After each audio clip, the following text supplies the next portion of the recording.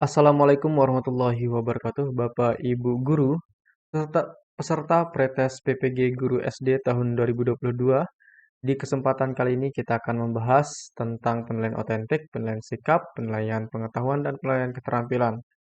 Nah, nanti jika ada kekurangan dalam penjelasan ini mohon dimaklumi karena ini kita mendapatkan materi-materi ini baru saja sekitar 5 hari yang lalu kita mendapatkan kisi-kisinya.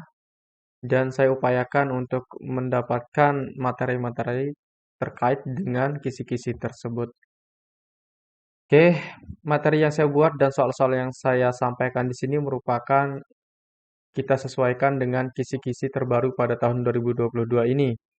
Nah, informasinya bahwa pada tanggal 9 April sampai dengan 24 April nanti akan dilaksanakan pretest PPG guru SD dan guru-guru yang lainnya. Baik, langsung saja kita bahas. Pertama, kita bahas dulu di sini tentang kisi-kisinya. Ada penilaian otentik, penilaian sikap, penilaian pengetahuan, dan penilaian keterampilan. Disajikan narasi tentang kompetensi dasar penilaian dan analisis hasil belajar, serta dapat menentukan alat penilaian serta analisis hasil belajar untuk membantu peserta didik menguasai kompetensi tersebut. Baik, kita bahas tentang beberapa penilaian. Yang pertama ada kompetensi pengetahuan, kompetensi sikap, dan kompetensi keterampilan. Pertama kita bahas dulu tentang penilaian pengetahuan dan penilaian kompetensi sikap. Nah, ini berdasarkan Permendikbud nomor 66 tahun 2013 tentang standar penilaian. Yang pertama di sini adalah pengetahuan atau kompetensi pengetahuan. Pendidik menilai kompetensi pengetahuan melalui tes tulis, tes lisan, dan penugasan. Jadi ada 3 cara di sini, ada tes tulis, tes lisan, dan penugasan. Kemudian yang pertama, instrumen tes tulis berupa soal pilihan ganda, isian, jawaban singkat, benar salah, menjodohkan, dan uraian. Instrumen uraian dilengkapi pedoman penskoran. Yang kedua ada instrumen tes lisan berupa daftar pertanyaan. Yang ketiga, instrumen penugasan berupa pekerjaan rumah dan atau proyek yang dikerjakan secara individu atau kelompok sesuai dengan karakteristik tugas. Berikutnya tentang penilaian kompetensi sikap. Pendidik melakukan penilaian kompetensi sikap melalui observasi, penilaian diri, penilaian teman sejawat atau peer evaluation oleh peserta didik dan jurnal. Instrumen yang digunakan untuk observasi, penilaian diri, dan penilaian antar peserta didik adalah daftar cek atau skala penilaian yang disertai rubrik, sedangkan pada jurnal berupa catatan pendidik. Jadi kalau jurnal itu kita mencatat perkembangan setiap siswa di dalam pembelajarannya. Oke, sekarang berikutnya kita bahas mengenai penilaian kompetensi keterampilan. Pendidik menilai kompetensi keterampilan melalui penilaian kinerja, yaitu penilaian yang menuntut peserta didik mendemonstrasikan suatu kompetensi tertentu dengan menggunakan tes praktik, proyek, dan penilaian portofolio. Instrumen yang digunakan berupa daftar cek atau skala penilaian yang dilengkapi rubrik. Tes praktik adalah penilaian yang menuntut respon berupa keterampilan melakukan suatu aktivitas atau perilaku sesuai dengan tuntutan kompetensi. Jadi di sini siswa melakukan sesuatu untuk mendapatkan ilmunya atau untuk melakukan tuntutan kompetensi, mencapai kompetensi yang ingin dicapai di dalam pembelajaran tersebut. Kemudian yang kedua ada project, adalah tugas-tugas belajar yang meliputi kegiatan perancangan, pelaksanaan, dan pelaporan secara tertulis maupun lisan dalam waktu tertentu. Itu adalah proyek. Jadi waktunya itu panjang, dia ditentukan oleh gurunya. Bisa 1 bulan atau beberapa bulan atau beberapa minggu, itu adalah penilaian proyek. Kemudian berikutnya ada penilaian portofolio, adalah penilaian yang dilakukan dengan cara menilai kumpulan seluruh karya peserta didik dalam bidang tertentu yang bersifat reflektif integratif untuk mengetahui minat, perkembangan prestasi, dan atau kreativitas peserta didik dalam kurun waktu tertentu. Karya tersebut dapat berbentuk tindakan nyata yang mencerminkan kepedulian peserta didik terhadap lingkungannya. Jadi di sini Di dalam penilaian portofolio yang dikumpulkan adalah hasil dari mereka belajar tersebut. Oke, baik sekarang kita bahas soalnya. Soal yang pertama, alat atau teknik penilaian yang sering digunakan untuk mengukur kemampuan siswa dalam mencapai suatu kompetensi tertentu oleh guru merupakan yang paling sering digunakan di dalam sekolah, ujian sekolah, dan lain-lain adalah apa? Apakah tes, non-tes, wawancara, atau observasi yang sering digunakan? Yang benar adalah yang tes. Berikutnya soal kedua, alat evaluasi yang biasa untuk menilai aspek tingkah laku termasuk sikap, minat, dan motivasi merupakan. Nah, kalau dia melakukan sikap, minat, dan motivasi itu alatnya yang digunakan apakah tes, non-tes, latihan, atau PR? Jawabannya adalah non-tes. Berikutnya, teknik penilaian dengan cara mengamati tingkah laku pada suatu situasi tertentu merupakan.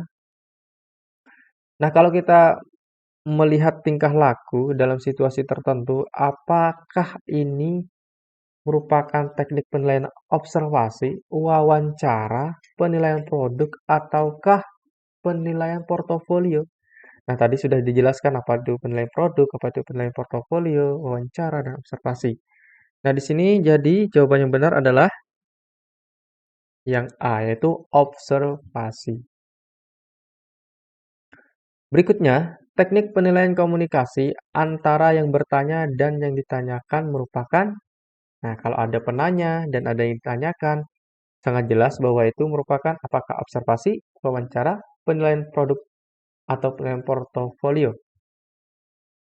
Sangat jelas sekali ada yang bertanya, ada yang ditanyakan. Itu merupakan teknik penilaian wawancara. Berikutnya, bentuk penilaian yang digunakan untuk melihat kemampuan siswa dalam menghasilkan suatu karya tertentu merupakan. Nah, yang di sini adalah penilaian siswa dalam menghasilkan suatu karya. Ada karya yang ia dapatkan, berarti itu tentang apakah observasi, wawancara, penilaian produk, atau penilaian portofolio. Jawaban yang benar adalah penilaian produk. Karena ia menghasilkan suatu karya.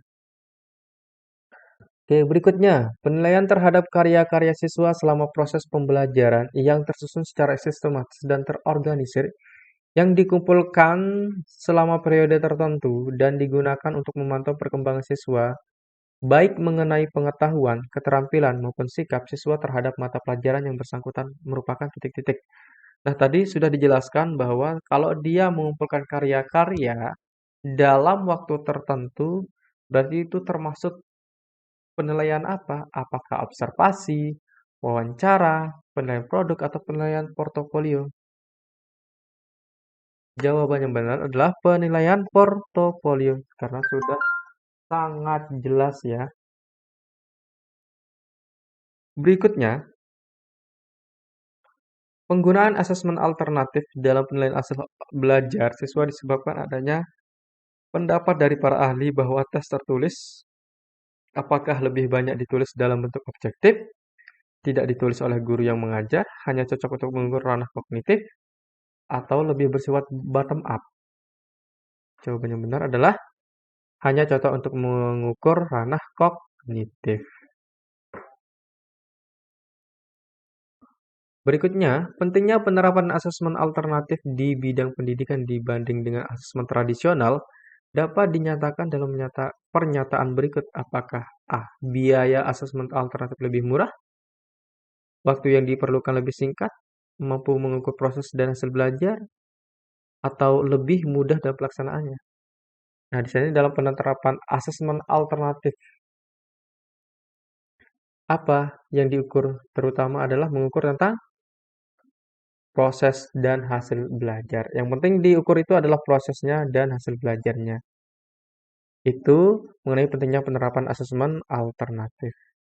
Oke, soal berikutnya, salah satu kelebihan asesmen alternatif dalam penilaian karena dapat menyajikan penilaian yang lebih lengkap yang berarti apakah A mampu menyajikan nilai pretest dan post-test, salah ya, ataukah B mampu menilai aspek kognitif, afektif, dan psikomotorik, Ataukah yang C dapat digunakan untuk berbagai jenis tes? Ataukah yang D disertai dengan kunci jawabannya objektif?